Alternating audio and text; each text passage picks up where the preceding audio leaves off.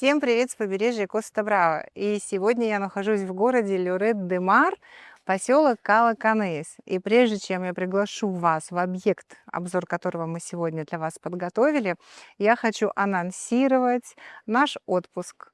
В августе мы снимать не будем, но наши видео будут по-прежнему выходить в каждую среду и каждое воскресенье, потому что мы для вас подготовили все с опережением, что позволит всей нашей команде выдохнуть и уже не снимать в эту чудовищную жару. Сегодня плюс 36. Ну и в сентябре мы начнем новый сезон наших видеообзоров недвижимости. И также я подготовила для вас, у меня уже есть список городов и мест, которые мне хотелось бы открыть для вас. Я думаю, вы останетесь довольны. Если у вас есть какое-то личное пожелание, и вы хотите, чтобы мы подсветили то или иное место в Каталонии, не стесняйтесь, пишите в комментариях. У нас будет целый месяц отдыха для того, чтобы просмотреть все ваши комментарии и включить самые интересные места в обзоры, которые мы начнем снимать с сентября. Да, и я напомню, что вы на канале Дамлекс Realty. Меня зовут Марина, а теперь поехали.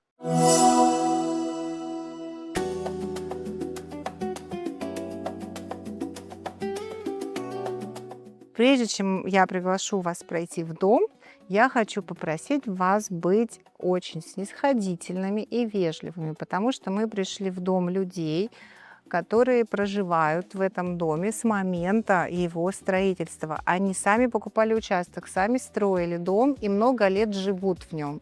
Люди, они пожилые, поэтому я прошу ваших только добрых комментариев в их адрес. Да, будем уважать людей, которые впускают нас с вами в свой дом. И этот дом я выбрала для обзора не случайно. Вы помните, что я, можно сказать, помешана на локации. Но локация определяет грамотную инвестицию. Этот дом находится на второй линии от моря. Мы с вами имеем пешую доступность до моря, до моего любимого пляжа Кала-Канес. И тот, кто особенно тщательно следит за моими сторис в Инстаграме, знают, что это мой любимый пляж. Действительно, он самый комфортабельный на всем побережье Коста-Браво. Кто бы ни ругал Лорет, но пляжи в Лорете на десятку. Особенно Кала-Канес я ему даю 100 из 10, если это позволительно. В этом поселке есть очень много домов, которые принадлежат выходцам из Восточной Европы. Например, как вот соседний дом. Люди покупали вот такой же старый дом и полностью его перестраивали, потому что им хотелось новую современную виллу, но именно в этой локации. Нужно отметить, что в Кала-Канес нет свободных участков. Если они где-то и есть, то они будут без вида на море. Поэтому тот, кто хочет поселиться в Кала-Канес, они идут этим путем. Они покупают не очень новый дом, сносят его и строят новый. И если вы думаете, что в Кала-Канес можно очень дешево вот в такой локации купить старый дом под снос, вы ошибаетесь. Цена всегда очень высокая, потому что земли нет, строить негде. И это топовая локация, это пешая доступность до моря. Ну а теперь пройдемте уже в дом. Итак, у нас на уровне гараж на 2 машины. И здесь же собственники оборудовали небольшую постирочную зону. Мы можем из гаража через дверь пройти на лестницу, которая ведет нас в дом, либо пройти через калитку. Единственное, если это можно сказать, неудобная лестница ждет вот нас при входе. Весь дом, и этим мне он очень нравится, выстроен в один уровень. Тот, кто знаком с этим поселком и с домами в Кала-Канес, согласятся со мной, что таких больших участков и таких ровных участков, когда мы попадаем на территорию дома, крайне мало. Такие дома в этой локации, в этом поселке приобретают еще большую ценность, потому что здесь у нас почти 13 соток. Посмотрите, какой ровной земли. Дом спроектирован таким образом, и вы сейчас увидите, что вся жизнь у нас проходит на одном уровне. И, что в доме очень часто, я инспектирую и проверяю, это приватность. Давайте посмотрим вокруг. Ни одного окна соседних домов. Особенно, когда мы находимся в доме. Мы вообще не видим никого, и нас не видит никто. Представьте, вы у моря, в пешей доступности, с видом, который открывается только с палубы яхты, и при этом у вас абсолютная приватность. Мы видим соседние крыши и дома, только приблизившись к краю участка. Когда мы находимся в зоне террасы, бассейна, мы не видим даже крыши вот этих нижних домов.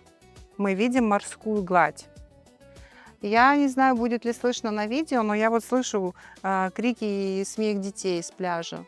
Вы можете представить себе, как близко здесь пляж. И, наверное, из последних домов, обзоры которых мы делали, это максимально близко расположенный к пляжу дом. Поэтому, да, он может быть кому-то не понравится тем, что он не современный, как сейчас многие хотят. Но мы помним, что любой дом можно переделать, а локацию нет. Вот такая локация уже неповторима. И если вы мне скажете: Марина, мы хотим дом в этом поселке, в этой части поселка, но ближе к морю, пожалуйста, есть на первой линии 2 950. Этот дом, к слову, стоит стартово 1 890 000. Кто-то скажет: дорого. Да, но мы спустимся на улицу ниже, и у нас будет еще на 1 000 000 дороже, 1 100 000. Поэтому, когда вам кажется что-то дорого, всегда ищите причину, почему. И всегда найдете этому объяснение. Мы с вами на террасе дома. И вот вы знаете, что хочется здесь сделать в первую очередь? Не идти в дом, а замереть и смотреть на вид. Смотрите, какой горизонт. Недаром, посмотрите, у нас обеденная зона. Еще один столик, да, попить кофе, позавтракать. Здесь же у нас стоит летняя мебель. И куда бы я ни присела, я везде вижу его, море. Это то, что вы часто у нас запрашиваете. Хочу дом с панорамным видом на море. А вот здесь у этого дома могут быть какие-то нюансы, что-то вам может не нравиться. Но претензий относительно вида на море у вас не может быть. Очень удобная терраса. Она глубокая. Вы видите, здесь у нас сколько помещается всего, и даже барбекю. Да, чуть ниже у нас расположен бассейн. Терраса продолжается вдоль дома. И есть небольшая тенистая зона. И джир какой мощный. И давайте пройдем уже в сам дом. Мы зайдем не через главный вход, а так, как заходят собственники. Они мне сказали, что главным входом они практически не пользуются. Это у нас главный вход. Прихожая. Гостевой санузел. Он небольшой, компактный. Для гостевого санузла больше и не нужно. Деревянная фурнитура. Это очень редкое явление сейчас, потому что, конечно, ставить дерево – это дорого. Здесь все из дерева. Здесь окна из дерева. Причем это двойной стеклопакет, но деревянные рамы. Дверные проемы. Кухня. Тоже все из дерева. Никакого пластика. Мебель, которая зонирует гостевую зону и зону кухни, тоже из дерева. Кому-то это может не нравиться, а кому-то наоборот это придется по душе, потому что здесь есть вайб какого-то шале, но шале у моря. Не в горах заснеженных, а возле синего Средиземного моря. Кухня очень просторная. Вообще, я так быстро пробежала сюда, увлекшись рассказами о дереве. Но посмотрите, какие тут пространства хорошие. Гостиная, переход в столовую и кухня.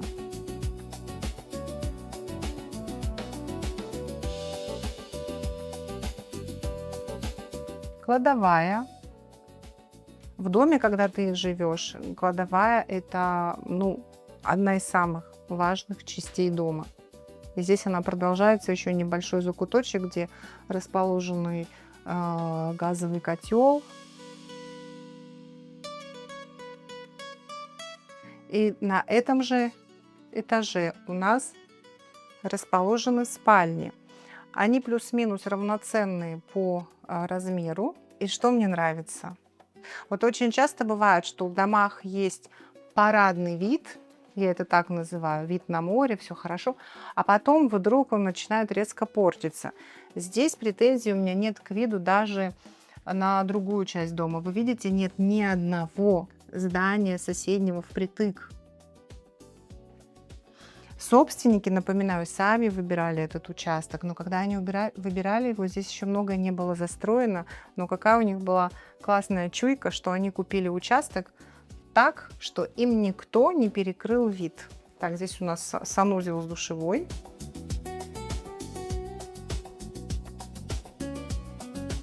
Спальня-суит со своим санузлом. И мы переходим в другую спальню. Тоже суит со своим санузлом. По размерам они абсолютно одинаковые. Тоже выходит на заднюю часть дома. Вид оттуда вы уже увидели. И пойдемте посмотрим еще одну комнату.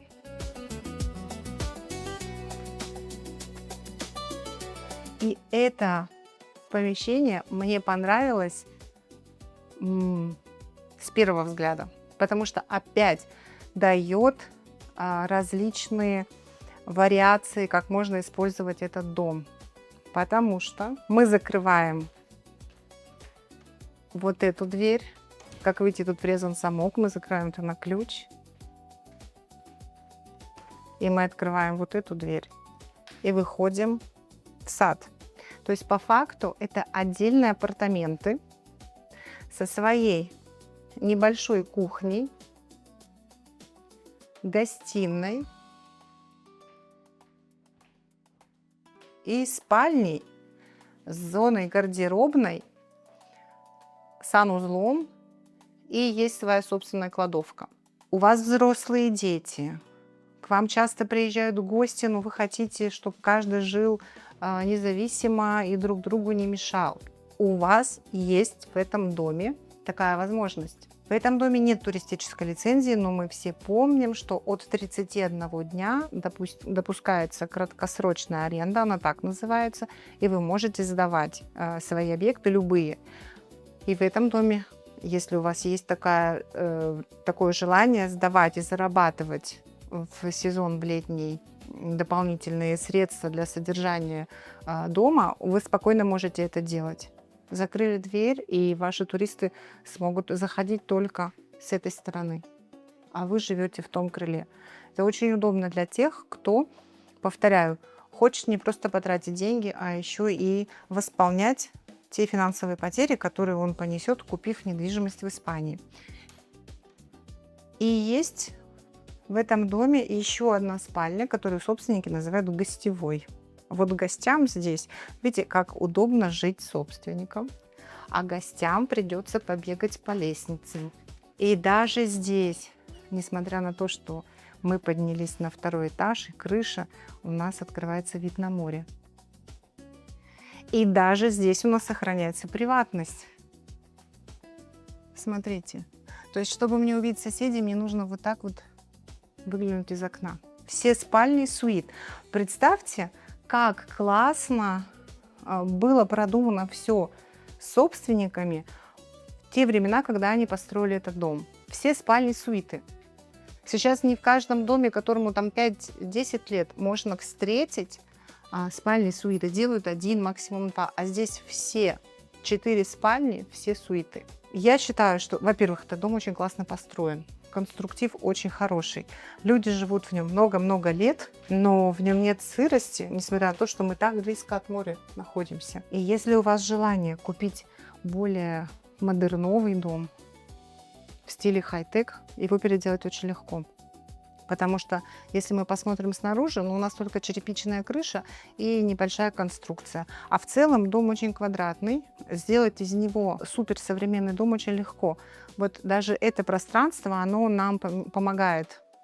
Здесь нет комнатушек, здесь нет перегородок, здесь нет стенок. У нас все типа лофт, открытое пространство, чем как раз и характеризуются новые современные дома. Очень важное замечание для тех, кто будет интересоваться недвижимостью в Кала-Канеис. Это единственный поселок за все годы, которые я работаю на побережье Коста-Браво, где до сих пор существует сервитут на вид. Что это значит? Если вы строите новый дом, вы не имеете права перекрыть вид соседям. Вы помните вид из спален, которые выходят на другую сторону? Вы видели там хоть одного соседа, которому можно перекрыть вид? Перед домом вы видите хоть один дом или соседний дом, которому можно перекрыть вид? Нет. И в этом его стратегическая особенность. Здесь, если убирать этот дом и строить новый, мы никому не перекрываем вид. А, соответственно, мы можем спокойно сделать дом больше площади, надстроить второй этаж. И ни один сосед нам не запретит этого делать. И вот такие дома, вернее, с такими особенностями, о них можно узнать только работая с профессионалом. Когда я, например, кому-нибудь из вас просто пришлю этот дом, вы посмотрите и скажете: ну, Марин, ну как-то он меня не впечатлил. Но он впечатляет, когда ты узнаешь уже о том, что здесь можно спокойно построить. Дом очень удобной планировки, у нас пешая доступность до моря. И вообще в целом поселок Кала-Канеис очень классный поселок. Если вы хотите с ним ознакомиться поближе, у нас есть обзор этого поселка, мы оставим здесь ссылку, обязательно посмотрите. Я думаю, он вас впечатлит так же, как и меня. А тем, кому лень смотреть наш обзор этого поселка, хочу сообщить, что в поселке у нас четыре ресторана. Нет ни одного поселка на побережье Коста-Браво, где внутри есть 4 ресторана. 3 на пляже, 1 наверху. Причем наверху Эль-Труль, замечательный классный ресторан. Помимо этого, внизу два бара с прекрасными видами на море. Если вы любитель встречать закаты, рассветы, вам туда. На пляже лежаки, зонтики, хотите взять на прокат каяки, хотите на прогулочный кораблик, который из Люрета заходит сюда и забирает туристов, все к вашим услугам. И да, это Люрет-де-Мар, который всегда ругают за его сумасшедший туризм. Мы снимаем в конце июля, туристический сезон в самом разгаре. Где пьяные туристы? Где сумасшедшая орущая музыка и дискотеки? Здесь их нет. Это все в центре города. Поэтому, когда вам кто-то критикует Люрет-де-Мар, это, скорее всего, туристы, которые останавливались или им не посчастливилось выбрать для своего спокойного отдыха центр города Люрет-де-Мар. Но мы выезжаем 5 минут от центра и попадаем в оазис спокойствия, тишины и комфорта. Поэтому тем, кто категорически не хочет рассматривать Люрет-де-Мар для покупки, я рекомендую все-таки приехать сюда, посмотреть вот эти районы вокруг Люрет-де-Мар. И я уверена, поверьте моему 22-летнему опыту работы, у большинства из вас мнение об этом городе изменится. Ну а если у вас остались вопросы по дому, по поселку, пишите в комментариях. Ссылка на объект по традиции будет под видео. Ну а мы берем паузу, напоминаю вам, до сентября. Съемки мы начнем с осени. Но ролики наши будут выходить по плану. Ставьте лайки, нажимайте на колокольчик. У меня теперь появится пара свободных дней в месяце, которые были заняты ранее съемками, поэтому у меня будет время отследить ваши комментарии, ваши лайки. Я буду за всем тщательно следить. Ну и мы увидимся с вами совсем скоро. Так, что я забыла в машине? Ради чего? Я вожу это с собой целый день. А если бы вы знали, какой квест мы прошли, потому что мы прошляпили ссылку, мы вообще все забыли. И, наконец-то, мы ее получили. Та-дам! Спасибо всем, кто нас уже подписался, тем, кто нас подпишется. И это для нас особая гордость, потому что она говорит о том, что мы не зря начали всю эту тему чуть больше года назад. Ну все, теперь уже точно. Пока-пока.